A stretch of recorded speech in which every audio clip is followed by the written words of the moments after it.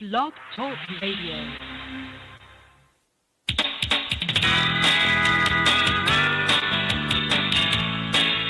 Contra Radio Network, Preparedness Radio, with your host, John Jeffers.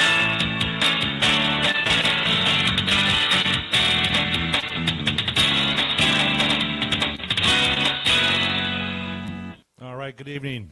John Jeffers here at the Contra Radio Network with another informative episode for you, the smartest listeners out there. And you are the smart listeners, believe me. You also the emails and the chat room. I get more often than not some really good points being made. Before we get started tonight, I want to just let all of you know I'm gonna cut the show back to about an hour. Reason being is this: most of our listeners are on podcast. I mean, we get a fair amount for live, but for the podcast, people listen to the podcast, they're listening to it as they drive to work or driving home from work. Hey, Brandon, he joined us on the video feed there in Facebook. Welcome, glad you're here, buddy. So, generally speaking, it takes about an hour or so for people to get to or from work more often than not. So, with that said, I just wanted to, maybe cut it down to about an hour so that they get a chance to listen to the whole thing. In bad news for CRN, we have dropped below 5,000 on our listeners. So I'm hoping that maybe cutting it back by an hour will make it a lot easier for some and get our listenership back up there. I mean, after all, right now people are feeling pretty good about the country in general, the direction it's taking. However, I fear that has become the new normal. People say, well, I don't need to prep anymore. There's really not that much of a threat or fear of a socioeconomic collapse, nothing like that. President Trump seems to have things well in hand. He's got the world, trembling before him, which is good. I like that. It's a nice change after the last 8 years of, Anyways, to stop prepping now makes no sense. It is better to prep now when the grid is up as opposed to saying, gee, I wish I would have prepped. As our friend Chuck would say, prep today, live tomorrow. I think that's a really great motto. In fact, I'm thinking about stealing it from him and use it for some items that I'm thinking about. But anyways, that's where we're at right now. Okay, what we're going to talk about tonight, this is an analysis that I found. It's called What Civil War Would Look Like Today. And we're talking about a second American Civil War, or, Civil War ACW 2.0. Now, I found this on Ed That Matters. Ed does his own prepping thing, and he got this from a guy named Drew Pooters. I don't know if that's his real name, but just the same, that's the man's name. That's what he's going by. So, if you want to read it for yourself, check out edthatmatters.com. edthatmatters.com, and you'll see. Ed has a good website. He's got some good stuff. When somebody's got something good, I'm not afraid to say it and put it out there for you. After all, I'm here to make sure you prep. I want to make sure you prep. I want you to prep. I don't want you to stop prepping. So I'm reading this article. I'm thinking, God, this is stuff that I think that patriots and preppers alike need to hear to get an idea of what's going on. But this was published on June 17th, and I wanted to share it with you for this episode. So let me get going on it. Hold the calls, if you will. Let me get through this, and then if you want to, go. The chat room's open. If you want to go crazy in the chat room, you can. Porky Will's in there from Northern Ireland. Hey, Porky Will, glad to have you back, buddy. But, go crazy in the chat room if you want, but just hold off on the calls so I get through this. It's kind of lengthy, but it needs to be because we're talking about, let's put it this way. If you compare today what was going on in 1859 and 1860, there are some very stark similarities. The issues may be different, but the end result probably will not. Now, do I agree with everything that's in this article? No, I do not. However, it deserves to be heard. And if you know anything about this show and about myself, I'm willing to let people speak just about whatever they want to say for the most part, as long as it's not ridiculously stupid and I can't stand it and nobody else can stand it either. I mean, in some respects, you know, when somebody's on the air and they're calling in, they're saying something ridiculous, the chat room goes crazy. It's almost like the Gong Show. But, you know, but for the most part, I let everybody say whatever they want to say. We've even had, you know, people who think, you know, who said some derogatory things about myself and other preppers, and that's fine. They're entitled to their opinion. But we all know whose door they're going to be knocking on when when it all goes to hell, and it will. It will. Trust me on that one. I want to put a shout out to Mike up in North Dakota. Hey, buddy. Glad you're with us tonight. All right, let's get started with this. This is called Analysis, what Civil War 2.0 looks like. Now, when you have to look at what is the most reasonable to happen, you have to face it. You cannot run from it. Now, in starting the simulation, I had to take a number of factors involved. Population of cities right up to states. Percentage of red versus blue from local to state. That is, the voting tabulations of 2016 were an invaluable resource. Which areas have higher crime rates versus those who do not? Which areas have stricter gun laws versus areas that do not? Which areas have the most drug trafficking crime?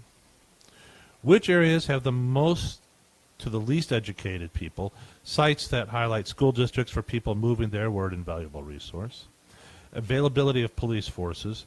Military dispositions of both active duty and Guard Reserve forces. Those are three components we're talking about.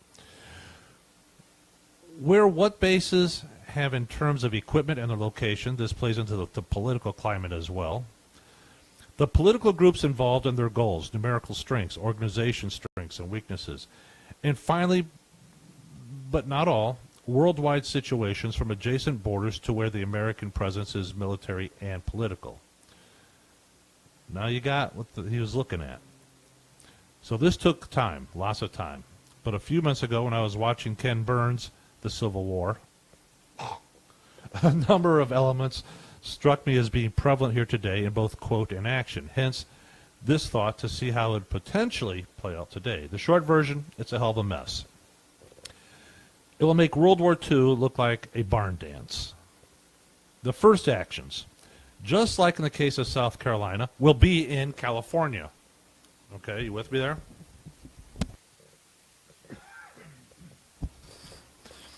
In any search to find people who want war the most, look for the place with the most nuts who would commit it and view it a second American Revolution, albeit a Marxist one. Now, it's funny how Southern slave owners wanted domination over others, just like these modern slave owners do, and it's an idea whose time needs to end, especially here.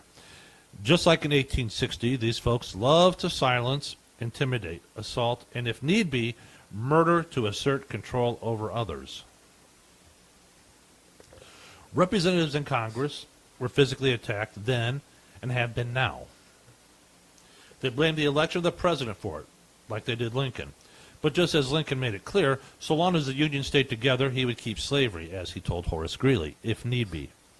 So here it's almost the same thing. Here Trump wants economic freedom for all, so that all boats rise with the high tide, versus those who would use taxation and Marxist centralized control to both indoctrinate and keep a firm grip on people. Unless met with force, such an evil will not be stopped. Evil never does until good finally has to use the same methods, war, to stop evil. So in my simulations of the forces involved in a second American Civil War, most of the liberal cities would be blockaded and cut off from supply, turning them into little Beirut all over, with factions fighting for what is left until there is nothing left. Most of the military would side with the president, and most of the deep state would go into hiding rather quickly. The left will let loose the refugees and their minions to do mischief, but it won't last long as regular civilians formed into militias and would reduce the impact of those rogue groups. Millennials from both red and blue would be fighting each other, and the 17 million vets would be quickly training average citizens who realize that their life is on the line into combat-trained members. Now, of course, Mexico and the UN will try to take advantage of the situation, but the pent-up anger at both by the average Americans will eventually be their undoing. Families will have great rifts, just as the first one. But unlike those that hold fast to the traditional values, the liberal ones will, for the most part, have no stomach for a fight. But I do expect some massacres of them as the fields of battle progress, just as they would commit cowardly ones on their own people. For example, when the Waffen-SS murdered unarmed prisoners at Malmedy during the Battle of the Bulge. Our own troops made sure that those SS captured did not live very long. I see the same thing happening here. I'll write more as it develops, but you can bet the death toll will be in the millions. When it was suggested that it was dumb to look into the effects of an internal second civil war, I felt the need to point out something that makes some people uncomfortable. But as young Ben Shapiro has said, facts don't care about your feelings. While it may be dumb, it is still a serious possibility, being pushed by both the left and the media. It's time they know what they are asking for in whole. They only see their own myopic hate, nothing more, like Southern fire eaters and Northern radical abolitionists did in 1860.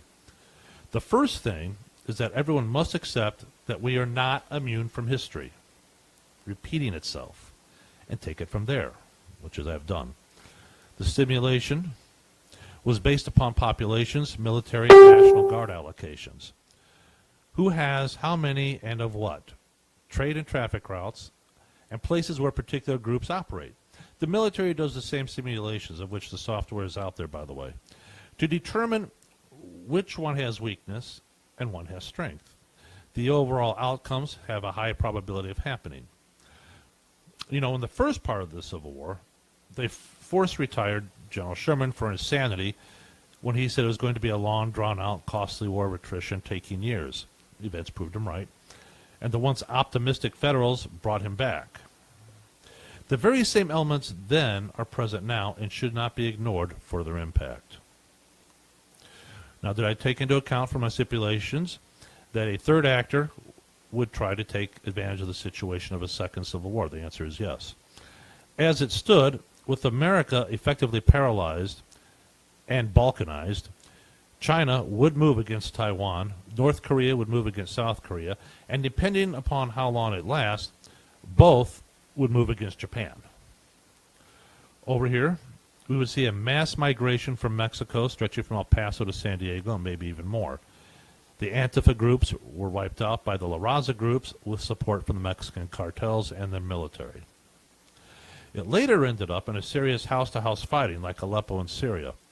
Upon the Canadian border, it would be packed with liberal, socialistic refugees ejected from their enclaves if they survived the gang warfare in groups that demanded compensation for past ills that did not exist and fairly well starved. As their inner city food supplies had been shut down for a time, resulting in the Canadian government closing its borders to stop the flood, but unable to do so. Cuba would have its eye on Florida, but the Conservative Alliance and the anti-Castro forces would keep them from making any successful landing, but they would take Puerto Rico. Now, Judson Phillips has some insights, like most people who delve into history, as to where things stand. You with me, Mel? Everybody still here? Hey, Julie, she's here. John Theo's in, also on the live video feed. Welcome, welcome. Porky Wheel and Julie and Kenny Kaufman are also in the chat room. Feel free to interact with them. So, since the election of 2016, the left has gone crazy. Meltdown. They're bankrupt. We should just let them die. The version of the Tea Party is called Resistance, and the spearhead of that is a loosely formed terrorist group called Antifa. Antifa is short for anti-fascist. The irony of their name is not lost on those who actually know history, as their tactics are straight from the fascist playbook. In the past few months, these groups have repeatedly disrupted peaceful pro-Trump rallies. They have called for and used violence against people who support the president or disagree with them, and even against members of the media who report things Antifa doesn't want reported. So just a few days ago, a woman associated with Antifa attacked a police horse using a flagpole with nails extending from it. At the same incident in Pennsylvania, other Antifa terrorists had sharpened bamboo poles and baseball bats. Conservatives and those perceived to be conservatives have been attacked. The weapons have included glitter-filled gel, urine bombs, chains, bicycle locks, and baseball bats. As the violence becomes more intense, it is now only a question of when, not if, someone will be killed. Now, for those of you that are regular followers of this show, I talked about that 2 months ago. Violence is not limited to pro-Trump rallies. The same Antifa group has made college campuses virtually no-go zones for conservatives. Noted conservatives such as Ann Coulter, Milo Yiannopoulos, and Ben Shapiro cannot go onto many college campuses to speak without having their events disrupted to the point where they cannot go on. If this violence continues, the choices are not good. Now, the left-wing academic establishment has quickly surrendered to these groups. They are allowed to riot on campus and even given relief from homework and exams so they can riot. Is there a solution short of a real violent civil war in America? California and Hawaii have recently announced that they would sign agreements with other nations so they could join the Paris Climate Change Accord. Liberal states have this amazing ability to find things in the U.S. Constitution that people haven't been able to find for over 200 years. But they ignore the plain language of the document that organizes the United States of America. At this point, is there any way that America can hold together as a single united country? When states are wanting to sign their own treaties with other nations, which, by the way, is a violation of Section 1, Article 10 of the U.S. Constitution, just for those that are listening and paying attention. When one half of the political spectrum in this nation wants to strip the other half of its rights and engage in violence against them, survival seems improbable. Now, after Donald Trump was elected president, the hashtag Calexit started trending on social media. Members of the radical left pushed the idea of California leaving the United States. That idea was tried once before with less than great results. But maybe it is time for a peaceful solution that would allow California to leave the Union. There was a time when Americans, despite their differences, were clearly identified as Americans above all else. That time has now passed. It's an ugly truth we must face and embrace. We have no choice, or we're as bad as those liberals out there whose world is not based upon reality. Also, let us look at the bigger picture that will emerge as the United States becomes dissolved and are in conflict with each other. Number one, there are always power plays exercised by the lesser nations who have been held in check by the major powers. Once the major powers are fully occupied, and then those minor ones will create their own invasion of whatever neighboring territories they can grab and hold. Number two, the hard truth is that the left doesn't believe in the founding tenets of this nation. They believe in the Marxist tenets and will use any means necessary to replace the Constitution as we know it. The ideologies are irreconcilable. The time has now passed for them to achieve their aims by peaceful means, and they know it. Their anger and hate spurs in-your-face sedition, intimidation, and incitement to violence on a daily basis. Traditional America will never knuckle under to leftist tactics, and so the battle is joined. It's been a long time in the making, and from the early going, it looks like it's going to be one hell of a fight. Number three, as far as Europe, our withdrawal of forces allowed the migrant invasion to turn into a full-fledged jihad. A badly run NATO would be hard-pressed to be dropping bombs on itself. Turkey would move against Greece, and most of Central Europe went Muslim via the North Africa elements. Christian and any others who survived the onslaught are forced out, moved east to Poland and Hungary, where they were aligned with the Russians for defense. Ukraine will become part of Russia yet again, and the U.S.-supported government loses that support. Number four, with our not being focused on the Middle East, Russia would take advantage of the power vacuum and take by force the Ukraine, solidify Syria by rather ruthless scorched earth policies, and Israel would align itself with Russia to keep the radical groups at bay. Let's face it, both hate the Muslims. And Saudi Arabia and Iran would go at each other, potentially with nuclear weapons. With both superpowers preoccupied with their own issues, it had a 77.9% chance of happening. Number 5, what about heavy military equipment? So let's take it into that account. How much would be taken by liberals and liberal military types? And it would be damn little. Anything left would be sabotaged or destroyed. Infrastructures destroyed by retreating or advancing forces would have a hard time being repaired. But Mike Rowe gives us a hint as to who would have the upper hand. The people who would repair the infrastructure to keep us in power and gas would be the ones who have trades and don't burn American flags. With power outages all over, the liberals would have a hard time pumping gas, wouldn't they? So I take everyone's own agenda into account and the human nature to take advantage of a situation to get some benefits for themselves.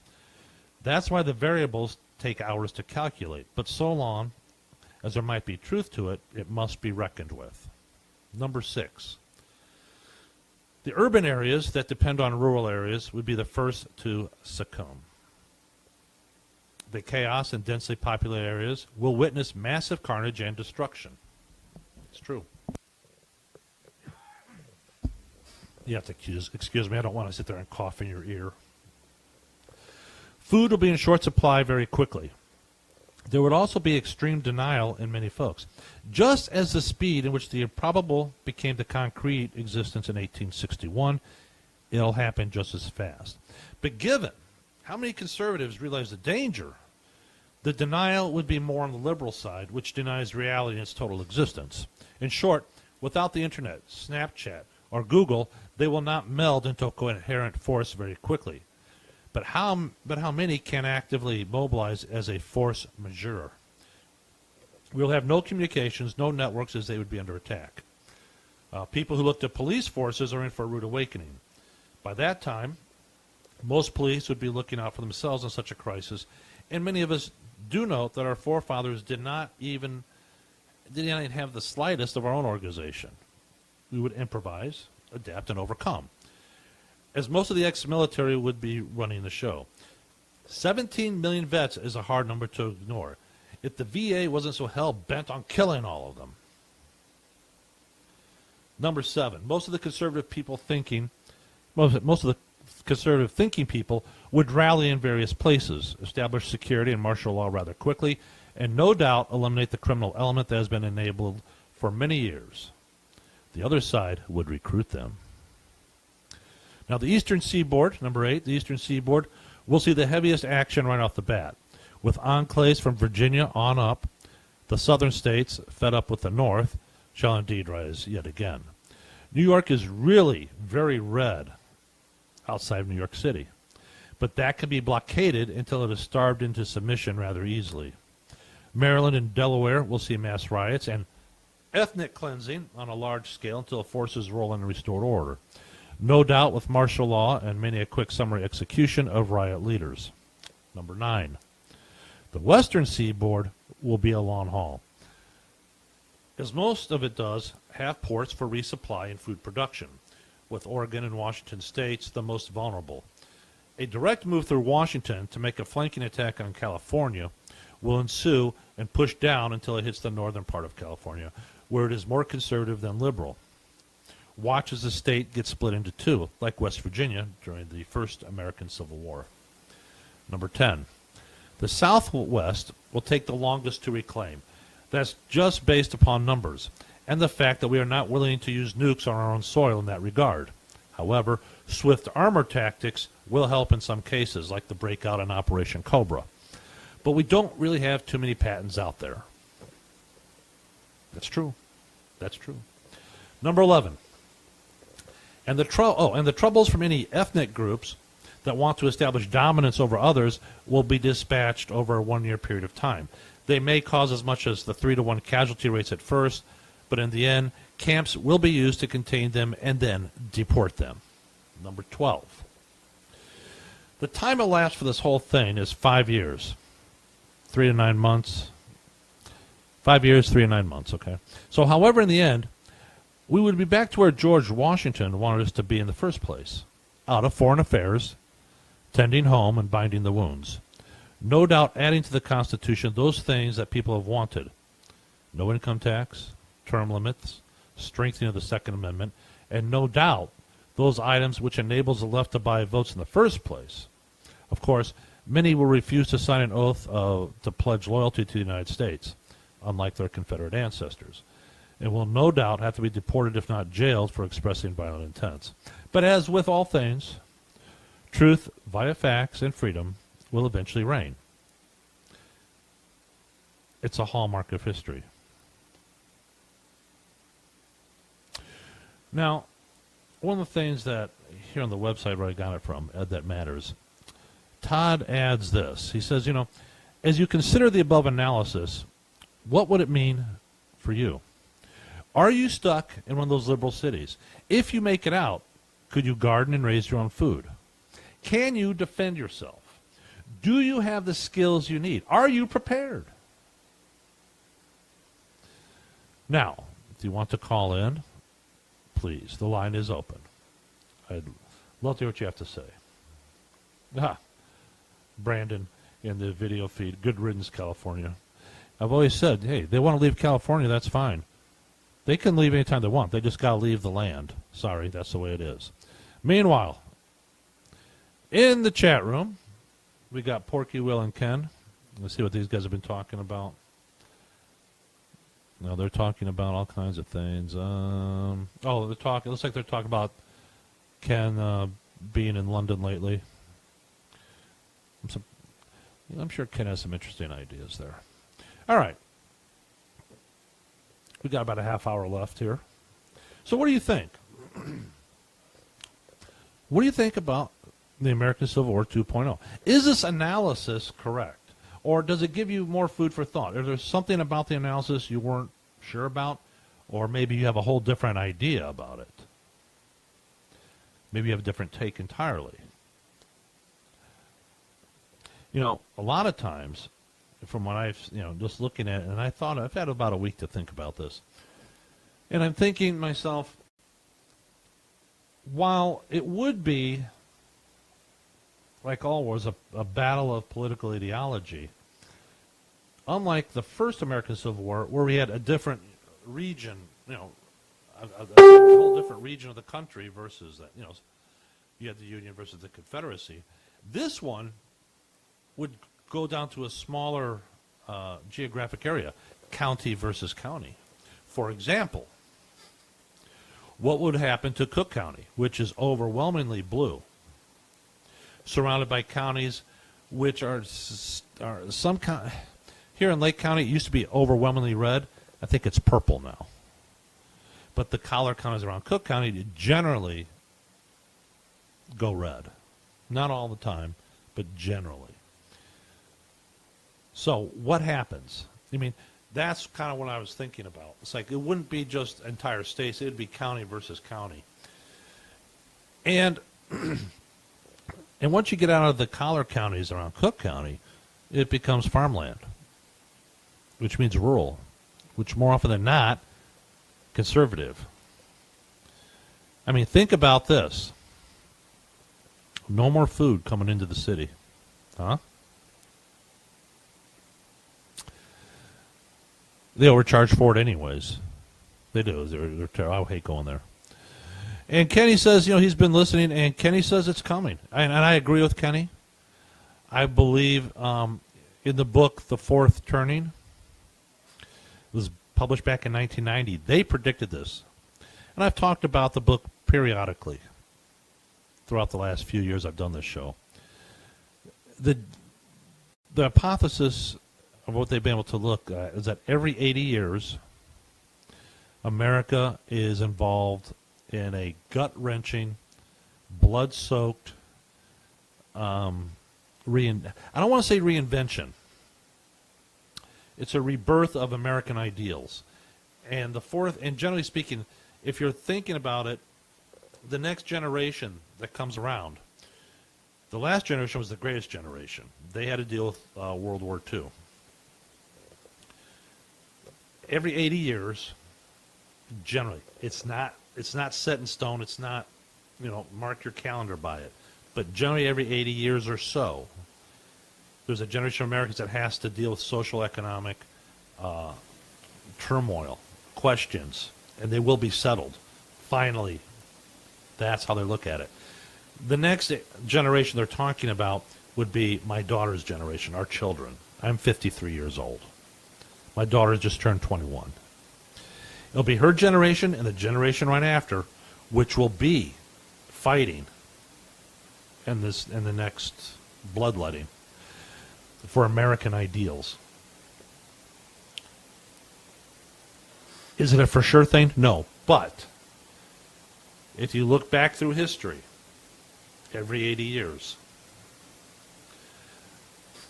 to begin with, you had the Revolution. About 80 years later, you have the first American Civil War. So as you can tell, as you can see, and it just goes on about every 80 years. What do you think? Are we there yet? Is it coming? I believe it is. And it will be, and Kenny's in the chat, says, he says it's a war against socialism. And he's right. And it'll be a war on so many other levels as well. The socialists know, and I'm not talking about liberals. I'm talking about your hardcore Marxist socialists out there. They know middle-class America is not going to side with them. They know that. That's why they act the way they do. That's why they do what they did. Now, 2 months ago, I said it. I said it on this show. That's just a matter of time before someone on the left starts shooting on the right. And it happened. It happened. We saw it happen a couple weeks ago. And then we have those numbskulls in the Democratic Party saying, well, he should have, Scalise should have died. Too bad they saved him. A lot of Democrats believe that.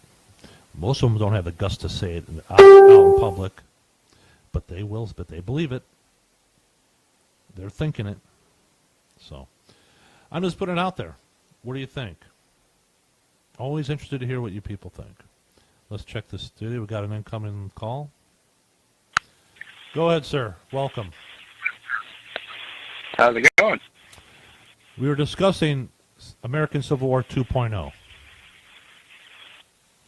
Did you just join? Have you been listening in on the show? Yes, I just joined. Okay. I just joined in. Oh, okay. All right. So you didn't hear the analysis then, did you? I caught about the last 5 minutes, maybe. Okay. All right. So you got a gist of what it was about, what they're talking about. What's your opinion? Well, I'll tell you, there's a lot of crazy stuff going on. There is. By the way, when I was in Ellisville, Mississippi, a couple weeks ago, you said yourself that you and your family aren't going out anywhere in particular on the 4th of July. You're just going to hang out at the house and do your barbecues there. I want you to know. That's right. Guess what? A poll today, 78% of Americans think just like you do. I congratulate you. Well, that's good. On being 2 weeks ahead of everyone else. You get a gold star. So there you have it. Well, I'll tell you, it makes common sense. Oh, it does. But we have to ask ourselves: are we? Why are we? It's a two-pronged thing. Yes, we want to be safe, but two, do we really want to not do things we would normally do and give the victory to the terrorist or the socialist clowns? I just got word today. By the way, you patriots out there that live near Gettysburg, Pennsylvania. But first, some alkaline water. July 2nd. I've gotten word that Antifa and other militant socialists are planning to go to the Gettysburg battlefield and deface and destroy all the monuments there. Does that bother you? Does it bother you that these people are taking upon themselves to decide what you will and will not see? Who the hell are they? Who died and left them Cain? Oh, that's right. Exactly. No one. They're terrorists. And it's time to start treating them as such. This nonsense of kid gloves has got to stop. It has to stop. Period. And if it takes, so now I did understand one of our listeners went down to the Houston Antifa counter demonstration, and he got down there at the Sam Houston Monument, met other patriots there. Word I got was that the patriots outnumbered the Antifa ass clowns 5-1. And guess what? Antifa didn't have the balls to do what they said they were going to do. They left. What a bunch of wuss boys. Well, I think when they're seen out for who they are, Mm-hmm. they have to run with their tails between their legs because they don't have the balls to stand by themselves. They do not. They do not. They don't. But I will tell you this. And Go they ahead, can sir. play that on a two-sided coin because what we discussed is staying home for 4th of July. They could say we're not enjoying life and being pansies. No, we're going to stay safe and take our guard from our home front. So I'm not running from anything, but I'm not going to put my kids' lives in jeopardy. No, to go you see do a not. fireworks display. You know what? How old are your kids again? They range from 7 to 24. Okay. My oldest one's moved out. Okay. Your oldest one is in the generation that the book The Fourth Turning talks about, as is my daughter. Every 80 years, that American generation gets involved in a struggle to reassert the American value, traditional American values. It's coming. It's been that way since the Revolution, and like I said, it's about every 80 years. It's almost been 80 years. So, something to think about. Now, granted, no one wants to see their child brought up or in a fight, much less it's bad. True story. My mother, and I took my mom down to Mississippi. She wanted to buy a house down there. We had a chance to talk, and she was talking about her father, my grandfather. And she said she remembered her father saying one time that he was so glad he had girls instead of boys, because he said, I never want to have my son go through the horrors of war. And this is a hardened, he was a colonel, lieutenant colonel of artillery. He's went to Korea as well. He saw the face of war. And so it was interesting they would say that. But I think in this day and age now, what we're seeing is women being let, into combat roles. Is it good or bad? I don't know. Yeah, it don't matter what your gender is now. You're pretty much in line for whatever comes your way anyway. So. Kenny in the chat room. Because women been screaming. Now, Kenny in the chat room is going crazy right now, and I love it because I like Kenny, and I haven't heard from him in a while. He says, it's a shooting war. Socialists believe they have the right to rob you and redistribute the loot to their parasitic supporters, and he's absolutely correct. Now, he says they are Nazis. Well, you have to understand the political spectrum, Kenny. National Socialism falls in between hardcore communism and socialism. I want to say soft-core socialism. That's where National Socialism fits, right between there. It is not, National Socialism is not a right-of-center philosophy. It's left of center. So, but of course, you would never hear that from the left. But I just want to put it out there. And he says, I hope citizens are armed and they shoot them. Liberty and freedom are not out of date, nor will they ever be out of date. And if you believe that, you can feel free to leave. If you wish to be a dirty old hippie and you've managed to, reproduce something worse than what you were, after all, most of these parasites you see, and Antifa and all the other clowns on the college campuses, they come from middle class income America, upper middle class income more often than not. So tell me, how in the hell are they supposed to know what the real world is? They've been coddled, told they're special, and they're so smart their entire lives. And then it comes to people like yourselves, like myself, who say, you don't know what the hell you're talking about. You're not special. The world doesn't care what you think. Your feelings don't give a flying you-know-what. Don't care. So, when you have these people who insist, mind you, that they have a right to take your money, they have a right to determine what you see, what you learn, what you hear, they're over the line. And it's time to snap them back into line.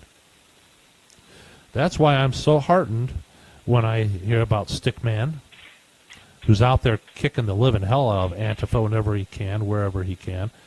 He gets my support. He gets 2 thumbs up and a gold star for the evening. Always. I think when patriots go to counter-demonstrate against Antifa, notice I'm not promoting the violence. I said counter-demonstrate. They do have a right to defend themselves. And I hope they do so with gusto and impunity. With Antifa and all the others out there, they believe they have the right to force you and kick your ass and do whatever they want. So, I'm just putting it out there. If you're a patriot or a prepper and you decide to go to counter-demonstrate against Antifa, bear in mind you have the right of self-defense.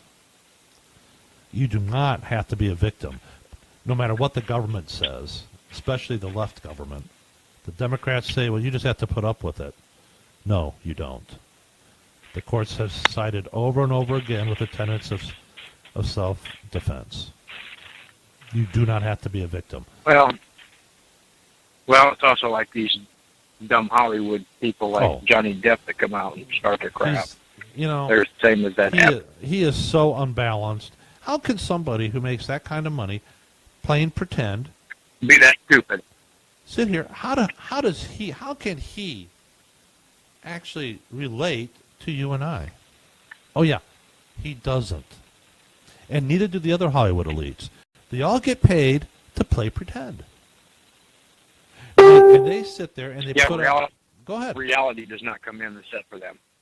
For their reality is skewed. They live behind gated communities. They make more money doing one job than most Americans do an entire year. And lost their morals years before that. Their moral compass is broken.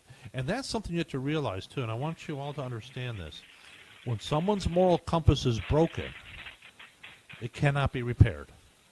If Julie was still around on the in the chat room or on the video feed, she would tell you, if someone's moral compass is broken, it cannot be repaired, no matter what. They are permanently unbalanced. For example, the sheriff of my county, it's broken. And there's no medication out there to help anybody for that. So when you're dealing with people like that idiot Johnny Depp, what you do for them is this. You don't go see their movies. You don't rent their movies. Because that they understand. They understand that, oh my God, nobody's seen my movies. Shia LaBeouf. Prime example. Yeah, you got to cut your pocketbooks off. And don't forget, these people out in Hollywood have this idea, well, we're just not going to work. We're going to go on strike until Trump's out of office. Middle America says this. Go ahead. We don't care. As a matter of fact. Nope, we'll get some popcorn and watch them board the airplane to go to another country. I would rather watch MeTV. I'll watch the old shows from the 50s, 60s, and 70s, and the 80s. There's much better writing anyways. That's right. The crap they put out now is ridiculous. I probably haven't been to a movie theater in 15 years. So I don't even go to the movie theater anymore. I'm not giving them my money. I did get a Cody box, so if I do want to watch a movie, I don't have to pay for it. And I'm not going to pay for it from them either. So let them go. So there. So that's the kind of mentality we're dealing with out in the West Coast. It cannot be allowed. It cannot be allowed. Now, in case you I missed see on the news that, go ahead, I'm sorry. just so you all know, I said at the beginning of the show, if you missed the beginning of the show, I said that I'm cutting the show to an hour. Mainly because most of the people that do listen to CRN are doing so on the podcast. Yes, we have a fairly consistent live audience during the shows, but the majority of the people are listening on the podcast, and they're listening in to and from work or whatever. So if I cut it down by an hour, that gives them a chance to complete the show and all that stuff. And so I want to try that for a while, see how that works out. And in case you're wondering, we have dropped below 5,000 listeners. Very good. It's killing me. I'm trying to build it up here. We're going in the wrong direction. I don't like it. I don't like it. I don't. On that note, I want to apologize for arriving late because my compass was broken. Yeah. I'm not talking my moral compass, but rather my directional compass. But let's be honest. Without a compass, there's no chance in the lake that you can find a Walgreens in the middle of the boonies, and that's pretty much. Sorry, that's pretty much where I'm late. That's all right, buddy. Now we got Kenny in the chat room, and I got Porky Wheel. Now Porky Wheel missed the firearms show, which last Wednesday, but that's okay. It's not like he has a lot to contribute, anyways, to it. Well, he lives in gun-controlled Hey, a Ireland. question he had on Facebook. I'm sorry, go ahead. Go ahead, sir. Fire away. I said Porky Wheel had a question I seen on Facebook about if we had insurance on our guns for if somebody shot somebody. That's a great question. My internet was knocked down, so I wasn't able to respond. I was going to tell him my guns is the insurance. Well, the NRA does offer, and I think there's another company that does offer legal insurance for that very purpose. In case you end up in a shooting situation and the family of your victim decided that they need to sue you because their loved one was shot and killed committing a felony against you. So they have that. They do offer that. So I hope that answers Porky. I didn't realize it did. They do. In fact, the NRA's program is called NRA Carry Guard. I think that's right. Where's Kenny in the chat room? I'm sure Kenny knows more about it than I do. But I'm sure he knows about that. He's an NRA instructor. By the way, Porky Wheel, if you ever decide to get off your ass and immigrate to the United States, we'll hook you up with Kenny so we can get you firearm qualified right away. You can get off your ass. Well, he's been dicking around over there in Northern Ireland for decades. He knows he should have been here a long time ago, and now he can't get his family to move out. He needs just to pack it up and tell him you're going, and if you don't like it, too bad. And that's the way it is. But that's me, Mr. Vegas. I'm sure I'll get a rise out of him now in the chat room. So, in the meantime, Kenny, if you're still listening, buddy, I believe the NRA concealed insurance is called Carry Guard. You can look it up. I just saw a commercial for it like 2 nights ago. So, it is there. Now, on another note, programming note, Julie's show will probably be live again next week. I believe she's making the move cross-country move to Florida. It should be Okay, because I was wondering. I tuned in Saturday night and there was no show, so I didn't know. No show. I loaded it up.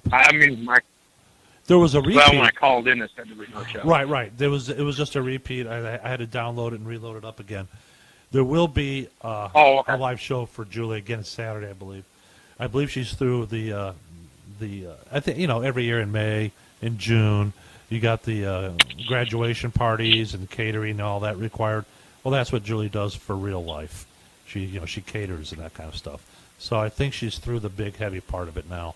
So you'll start hearing more from her on the live end. So, all right. Anything else? Now, do you guys want to comment about the analysis of American Civil War 2.0? Any comments?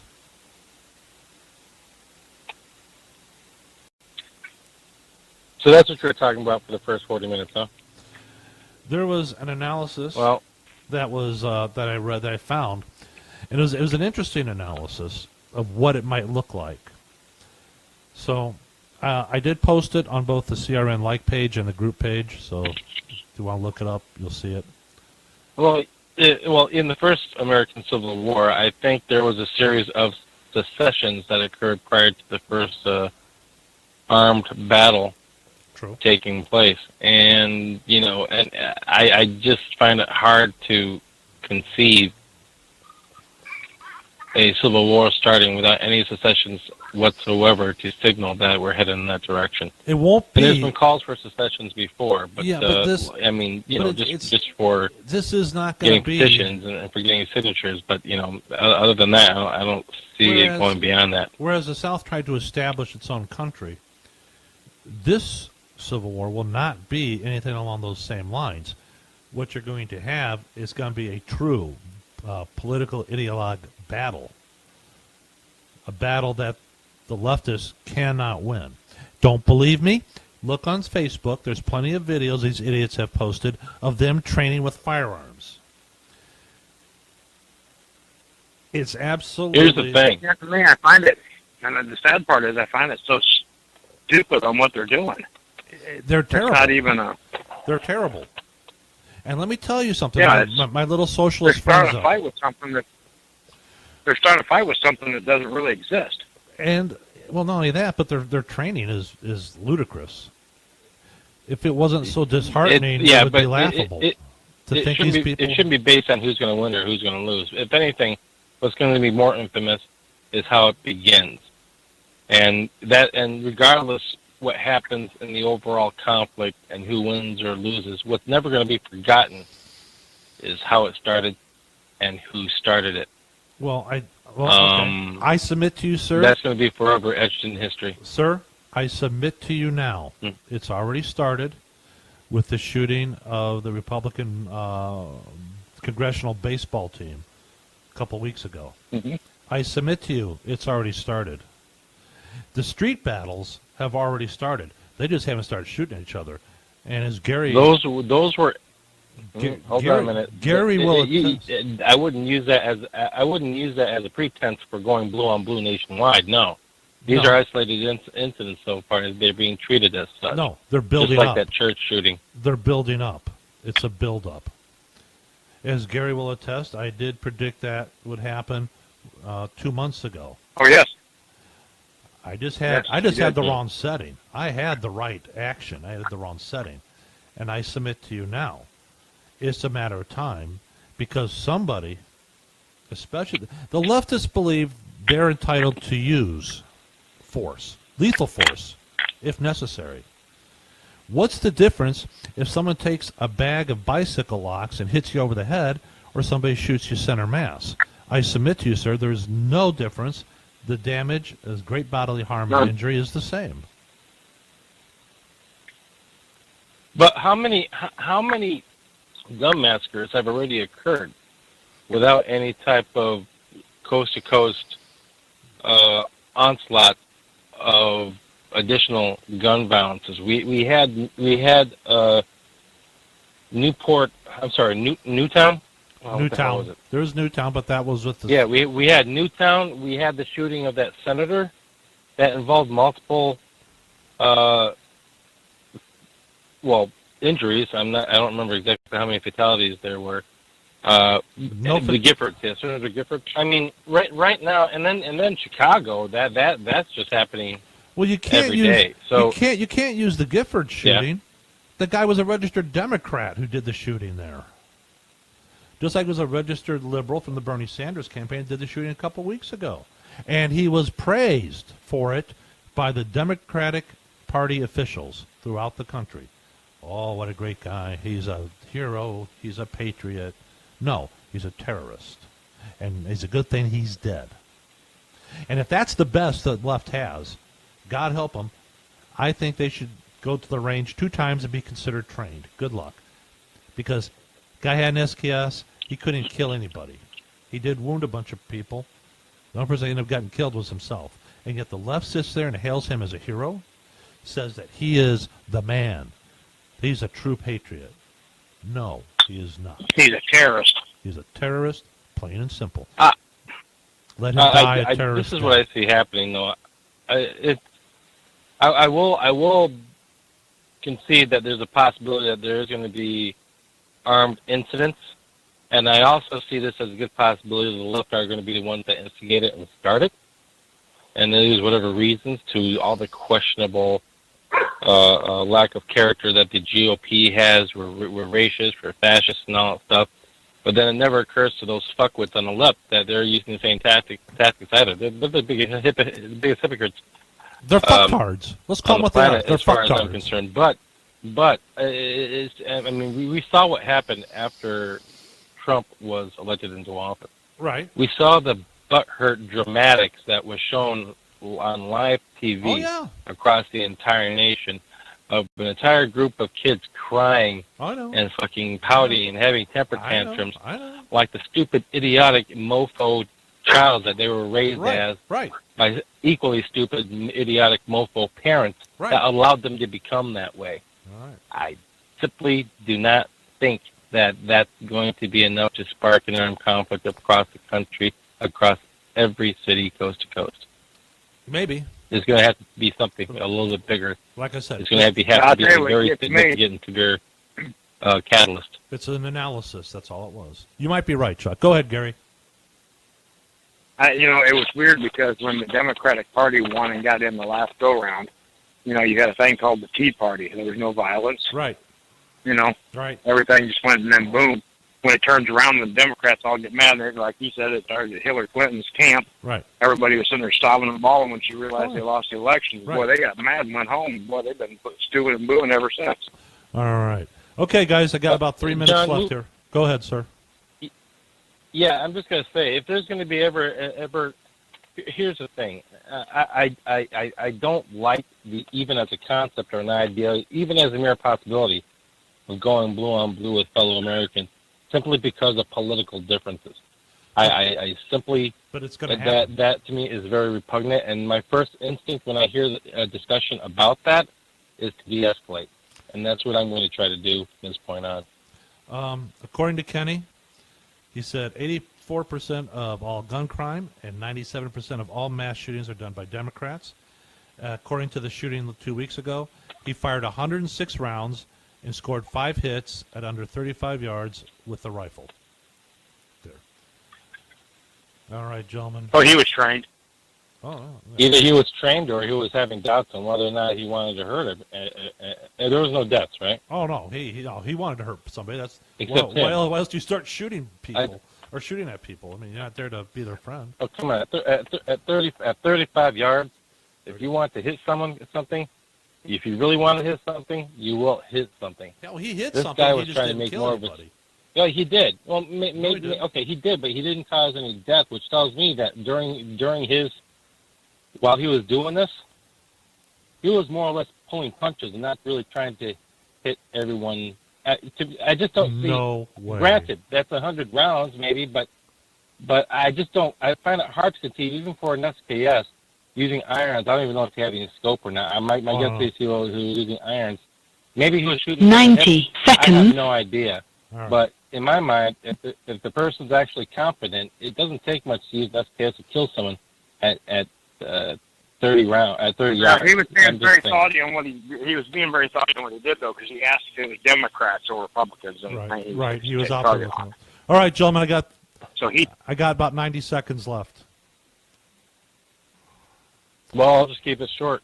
Prep today, survive tomorrow. Dude, I love the motto. I do. I love 60 seconds. All right, thank you. Hey, Gary, thanks for calling in, buddy. I appreciate it. I love your input. Thank you. Have a good week. All right, good night. I'm John Jeffers here at the Contrary Network saying thank you and good night for listening to us. We'll be back on, it's Wednesday night with another show. Hope you join us then. Until then, to my Prepper and Patriot friends, I say, be safe, be alert, and be vigilant. Thank you for listening. Good night. Thank you for using Blog Talk Radio. Goodbye.